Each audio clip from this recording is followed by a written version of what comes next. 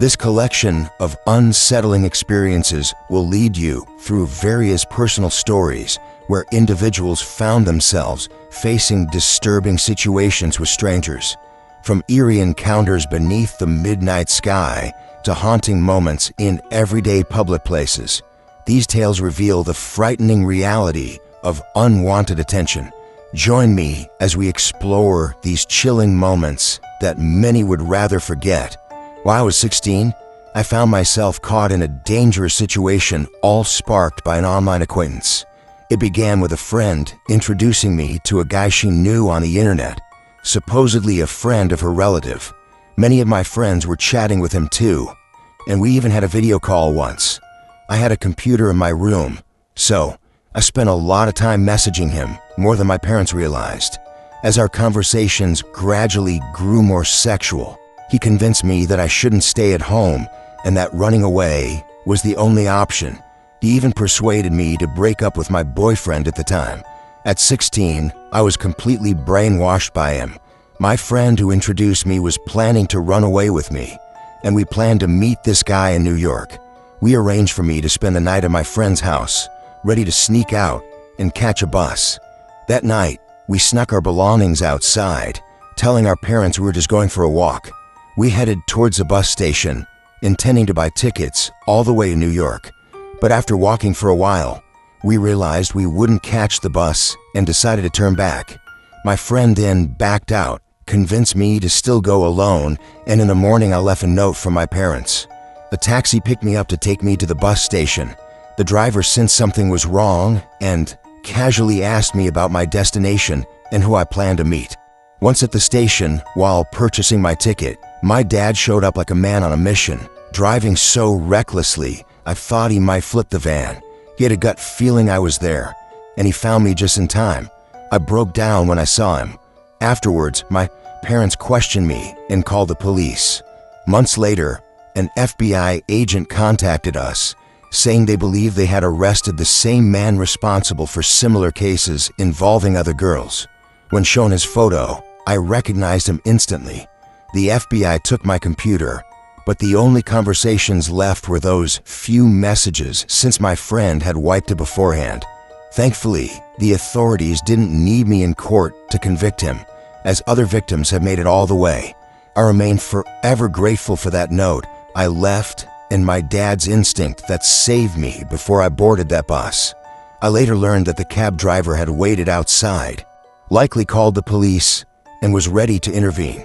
After telling my boyfriend everything, we got back together.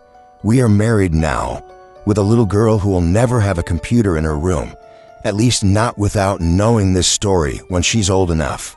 Nearly 2 decades ago, when I was around 5 or 6 years old, my 2 friends and I found ourselves on a memorable school field trip in Transylvania. Our older sisters attended the same class, which had brought us close as friends. We eagerly joined their school outing, visiting historical sites, including the ruins of a castle perched beside a small mountain, surrounded by forests and roads leading to larger towns. After the mandatory tour of the ruins, our teachers generously allowed us an hour of free time to play, under the rule that we shouldn't stray too far. Excited to outwit our older sisters, who we often clashed with, we planned a game of hide and seek, aiming to hide in spots so clever they'd never find us. We dashed toward the castle ruins and chose a hiding spot behind a car in the empty parking lot, which was further than we were supposed to go and well out of sight. There were only a few cars and 1 or 2 strangers around. As we hid, an older man in his 40s, with a mustache and a noticeable beer belly, approached us. He had been nearby, overhearing our giggles and conversations about our secret hideout. Smiling, he suggested we hide in the back of his old, run-down car, offering to cover us with blankets to keep us concealed. Even though this should have triggered alarm bells, my excitement to outplay my sister clouded my judgment. I agreed, and so did one friend. Thankfully, our third friend sensed something was wrong and refused, urging us to return to the teachers. The man tried a few more times to convince us, but seeing there were others nearby, he seemed reluctant to escalate and eventually left us be. We never reported the incident to any adults. Despite feeling uneasy, we weren't fully certain whether the stranger intended harm or was merely trying to be friendly. Though looking back, the entire encounter was certainly unsettling. The lesson learned: no matter how tempting, never get into a stranger's car, especially when mischief with siblings is at stake. To that man who wanted 3 kids hidden in his car, let's never cross paths again. It was a warm Sunday afternoon in a bustling city, and I was out shopping alone. After finishing, I planned to visit my grandma, which meant taking a 20-minute bus ride from where I was. While waiting at the bus stop, I noticed a man fixated on me. He wasn't much older than me and wore a bright yellow hat. Most people at the bus stop focused on the traffic or watched for their buses, but this man faced away from the traffic, staring at me with what felt like hostility, as if I had wronged him somehow. I felt uneasy but hoped he wouldn't board my bus. Unfortunately, he did. I quickly chose a window seat. Lucky that an elderly lady sat next to me. She acted like a protective shield between me and the man. Throughout the ride, he stood close, occasionally pacing nearby, making me increasingly uneasy. I kept texting my boyfriend, though he hadn't done anything overtly threatening. It was just a bad gut feeling. When the old lady got off a few stops before mine, the man's behavior worsened. He sat next to me, and tension skyrocketed. I refused to glance at my phone or send messages, fearing he might notice and use that information against me later. Sensing my discomfort, he stood up and went back to roaming near my seat. Finally, my stop arrived, and I waited until the very last second to leave. Tragically, he also disembarked. What followed confirmed my fear. He seemed to be stalking me, trying to intimidate me. He ran ahead and kept glancing back as I walked. This gave me way out. Instead of continuing forward, I turned around and walked in the opposite direction while calling my mom, explaining the situation. She advised me to run to a nearby burger joint that had a security guard. I did just that, almost in tears from the fear as the man chased me down the road. Luckily, I made it inside safely. From the window, I saw him cross the street, seemingly thrown off by my refuge. I still don't understand why he fixated on me, or what his intentions were if he had caught me. Whatever they were, I certainly hope to never encounter that man in the yellow hat again. I've lived in New York practically all my life, and this happened around my sophomore year of high school. I had a daily routine for my train commute from school, so much so that it became muscle memory. I knew exactly when to get on and off. One particular day started like any other. I boarded the train car, which was the second from the end. I noticed a man yelling to himself, but since that's not uncommon in the subway, I paid little attention. The police came in at one station, asking passengers if they felt safe and whether the train could continue. Responses were mixed. The man kept yelling at the police, and as the train pulled away, I overheard him say something along the lines of, "What they don't know is I've got a big-ass knife." My rational side thought he was bluffing or maybe under the influence, but my gut told me to get away. I noticed his hand twitching in his pocket, and I wasn't willing to take any chances. At the next stop, most passengers either moved to another car or got off completely. I, along with the guy from my school, shifted to the next car. He sat beside me, and we nervously laughed, trying to ease the tension. Just then, the man from earlier locked eyes with me and started walking towards my car through the connecting door. Fight or flight kicked in, and I chose flight. I pushed past a group of people standing there, glancing back only to realize he had already followed me and was just feet away. My life literally flashed before my eyes, and I prayed silently. I don't know what his intentions were, but once he reached my car, he shoved me into an empty seat and then kept walking. I was grateful for that shove. I just wanted out alive. Luckily, my stop was next. When the doors opened, I ran out as fast as I could, frequently checking behind me to make sure he didn't follow.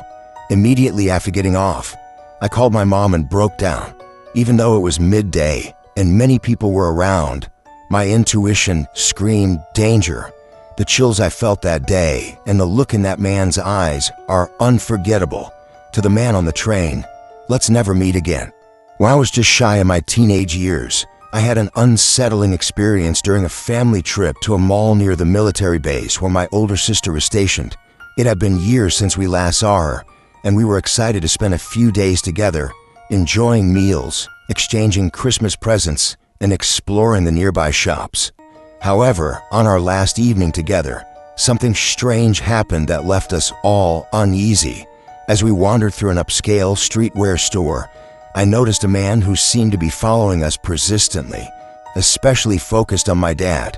He was a middle-aged man with a pronounced black mustache and a distinctive, thick accent that we guessed might be Indian or Turkish. Though his manner of assisting my dad felt overly pushy, it wasn't until later that night we truly understood why. Just as we were leaving the store, my sister discreetly alerted my mom about the man's behavior, and we all decided to exit promptly. But before we could get far, the man stopped my dad and, in an unsettling tone, asked, "So, how much for the little one?" At first, my dad thought it was a tasteless joke, but when the man bluntly stated he wanted to buy me, the gravity of the situation hit him immediately. My dad's protective instincts kicked in, and he firmly told the man, "We do not do that here," as he quickly gathered us and walked away. Later in the car, my sister expressed just how furious she was, saying she would have confronted the man had she known sooner. Though we didn't know what his true intentions were, the encounter was chilling and a stark reminder that danger can lurk even in seemingly ordinary places. To the creepy man with the black mustache, let's hope we never cross paths again.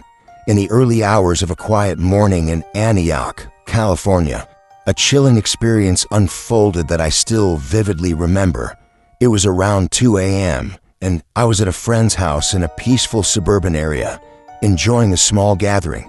Time had slipped away quickly, and after having quite a bit to drink, I knew I needed to leave before my friend's early bedtime. Feeling reluctant to impose, and perhaps embarrassed to ask for a place to sober up, I decided to sneak out on my own. The neighborhood was eerily silent as I made my way to the cul-de-sac where my car was parked. Only a single streetlight illuminated the area, casting long shadows on the pavement. I fumbled with my keys, got into the car, and settled in the back seat, wrapping myself in a sweater and some newspapers to feel a bit more concealed. Despite my attempts at comfort, my nerves were frayed in the darkness, and I struggled to relax. Suddenly, I noticed footsteps crunching on the gravel approaching slowly, but stopping intermittently, as if someone was carefully searching. The sound grew closer and closer until a man, seemingly in his 40s, appeared directly at my window. No more than a foot away, he stared inside and began speaking in a disturbing baby-like tone, taunting me with phrases like, "Imagine when you were playing hide and seek and one of your friends tricks you into coming out." Paralyzed with fear, I became as still and quiet as possible, minimizing every breath to avoid detection. I fixed my eyes ahead, refusing to look at him or blink, while I desperately hoped my hidden form wouldn't betray me. The man slowly circled my car, occasionally pressing on the trunk and rattling the door handles with increasing agitation, his voice growing more insistent. "I see you." Each sound felt like a ticking clock, counting down to an inevitable nightmare. I imagined the worst, being attacked, stabbed, or worse. My thoughts dark and frantic as I accepted the terrifying possibility of death. The hostile presence lingered, speaking once more in a low, menacing tone that shattered any hope of this being a harmless encounter. Then, as suddenly as he had come, the footsteps began to retreat, swallowed by the distance. Relief flooded me, but I remained frozen for a long time afterward, heart pounding and mind racing until the first light of dawn finally broke. Only then did I muster the courage to get into the driver's seat and leave that frightening place behind. This terrifying late-night encounter serves as a grim reminder that danger can lurk in the most unexpected places, especially when vulnerability is at its peak. To the stranger who haunted my car that night, I hope we never cross paths again.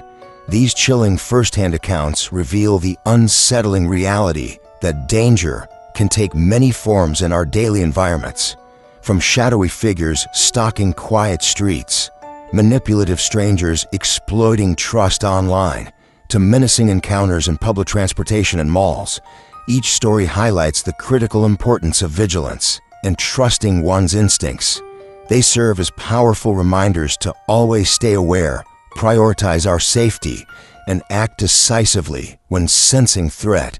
In a world where seemingly ordinary moments can spiral into frightening ordeals, these tales urge us to protect ourselves and those we love with caution and courage.